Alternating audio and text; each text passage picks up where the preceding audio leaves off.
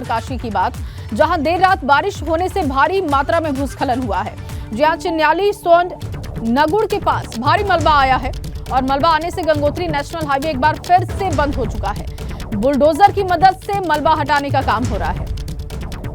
तो एक बार फिर से गंगोत्री नेशनल हाईवे बंद हो चुका है, लोगों की परेशानी बढ़ी है। और देखिए इस वक्त जो तस्वीरें आप देख रहे हैं, मलबे का ढेर हटाने का काम हो रहा है। देर रात से बारिश होने की वजह से भारी भूस्खलन हुआ।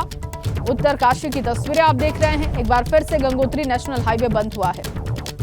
उत्तरकाशी में गंगोत्री नेशनल हाईवे के बंद होने से लोगों की परेशानी एक बार फिर से बढ़ गई है। बताया जा रहा है कि देर रात से बारिश हो रही थी, जिस वजह से ये समस्या सामने आया है और ये समस्या सामने आई। और तस्वीरें आप देख रहे हैं, देर रात बारिश होने के बाद मलबों का ढेर सड़कों पर दिखाई दिया और अब इसे हटाने का काम हो रहा है। मशीनें वहां पर पहुंचाई गई, रास्तों को खोलने का काम हो रहा है। फिलहाल वहां पर आवाजाही बंद है। तो चिन्याली सोंड नगुड़ के पास एक बार फिर से गंगोत्री नेशनल हाईवे बंद हुआ है। इस रास्ते पर आवाजाही फिलहाल बंद रखी गई है और रास्ते को खोलने का काम हो रहा है। बड़ी खबर उत्तरकाशी से लगातार, मलबा आने से गंगोत्री नेशनल हाईवे बंद हुआ। बुलडोजर की मदद से मलबा हटाने का काम हो रहा है। तस्वीरें आप देख सकते हैं, चिन्याली सोंड नगुड़ के पास भारी मलबा आने से ये रास्ता बंद हुआ है। उत्तरकाशी से लगातार बड़ी जानकारी आपको दे रहे हैं। गंगोत्री नेशनल हाईवे एक बार फिर से बंद हो चुका है। कहां पर बंद हुआ है इसकी जानकारी भी आपको दे रहे हैं। चिन्याली सोंड नगुड़ के पास भारी मात्रा में मलबा आने के बाद ये रास्ता बंद हुआ है। ये देखिए तस्वीरें आप देख सकते हैं, कीचड़ दलदल की स्थिति यहाँ पर इस वक्त है और इस वजह से लोगों से आवाजाही करने के लिए मना किया गया है। फिलहाल कोशिश यही है कि जल्द से जल्द इस रास्ते को खोल दिया जाए,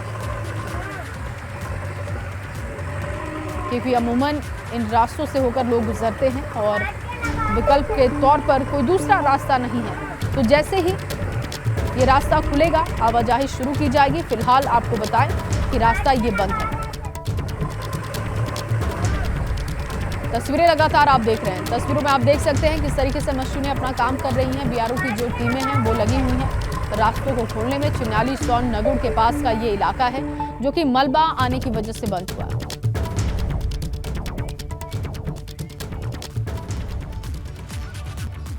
और चलिए आगे बढ़ते हुए हरिद्वार से अब खबर है, जहां जिला पंचायत अध्यक्ष के लिए भाजपा की राह आसान है। 9 निर्वाचित सदस्यों ने भाजपा की शपथ ली है और अब तक 12 नवनिर्वाचित सदस्य भाजपा में शामिल हो चुके हैं। भाजपा के 14 सदस्यों ने दर्ज की है जीत और पंचायत अध्यक्ष के लिए 23 सीटों की जरूरत थी। निर्दलीय सदस्यों के आने से भाजपा के 26 अब सदस्य हो चुके हैं और ऐसे में अध्यक्ष बनना भारतीय जनता पार्टी की तरफ से तय है, क्योंकि 23 सीटों की जरूरत थी और अब जब निर्दलीय सदस्य आ चुके हैं तो ये संख्या भारतीय जनता पार्टी के पास 26 हो चुकी है। विनोद मेरे सहयोगी जुड़ चुके हैं ज्यादा जानकारी के साथ। विनोद, क्योंकि जिला पंचायत अध्यक्ष बनना भारतीय जनता पार्टी से तय है, जो निर्दलीय शामिल हुए भारतीय जनता पार्टी में, उसके बाद ये संख्या 26 हो चुकी है, कैसे ये प्रक्रिया अब आगे बढ़ेगी?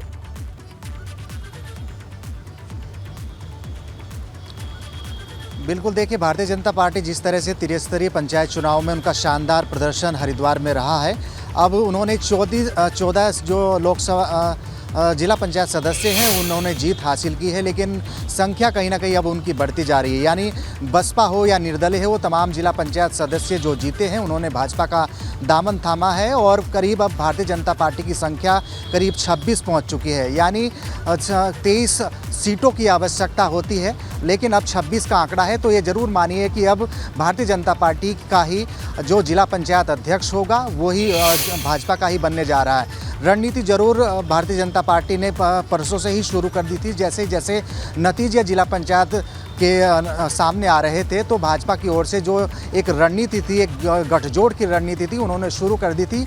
उसी क्रम में जिस तरह से 14 सीटों पर भाजपा काबिज हुई, उसके अलावा भारतीय जनता पार्टी के 14 सदस्यों के साथ साथ में निर्दलीय हो या बहुजन समाज पार्टी के तमाम जो जिला पंचायत सदस्य के सभी मेंबर्स जीते हैं, उन्होंने भाजपा का दामन थामा है। अब बस 14 से संख्या बढ़कर 26 हो चुकी है। तो ये ज़रूर मानिए कि भारतीय जनता पार्टी का ही जिला पंचायत अध्यक्ष बनने जा रहा है, जिसको लेकर भारतीय जनता पार्टी कवायद में जुट चुकी है और पूरी तरह से आश्वस्त है। जी।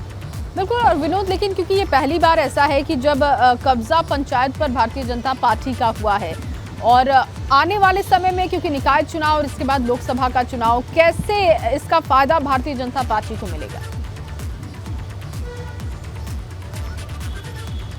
बिल्कुल देखिए, भाजपा प्रदेश संगठन इस बात को 2024 के चुनाव से जोड़कर देख रहा है कि 2024 में लोकसभा चुनाव होने उससे ठीक पहले त्रिस्तरीय पंचायत चुनाव में जो भाजपा का जनाधार है वो बढ़ा है। और यही वजह है कि जो पिछले परिणाम रहे थे जिसमें भाजपा की 3 सीटें थी, लेकिन इस बार 3 सीटों से बढ़कर वो 14 पर पहुंच चुकी है।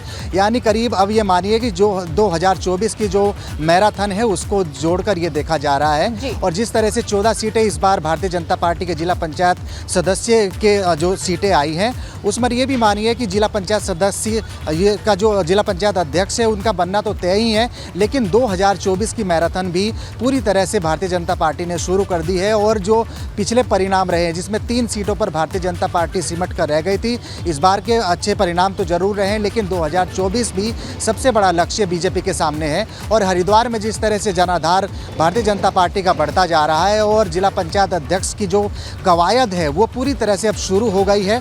आखिरकार किस तरह की रणनीति रहती है और जो जिला पंचायत अध्यक्ष के नाम पर आखिर कौन किसके नाम पर मोहर लगती है उसके लिए तो इंतजार करना पड़ेगा। लेकिन इतना जरूर मानिए कि बीजेपी बिल्कुल आश्वस्त है कि जो त्रिस्तरीय चुनाव का परिणाम आया है तो भाजपा के कहीं ना कहीं फायदा जरूर हुआ है। आसान कर दिया। हालांकि पंचायत अध्यक्ष कौन होगा इसके लिए थोड़ा इंतजार हमें करना होगा। विनोद, बहुत शुक्रिया फिलहाल आपका तमाम जानकारी के लिए।